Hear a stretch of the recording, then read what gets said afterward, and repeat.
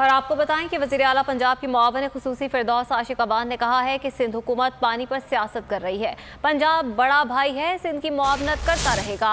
अब शीन और नून का मैच होगा। चचा भतीजी के दरमियान मैच खेला जा रहा है। मुस्लिम लीग नून मकरूज सूबा छोड़कर गई। नून लीग को तकलीफ है मईशत कैसे बेहतर हो रही है।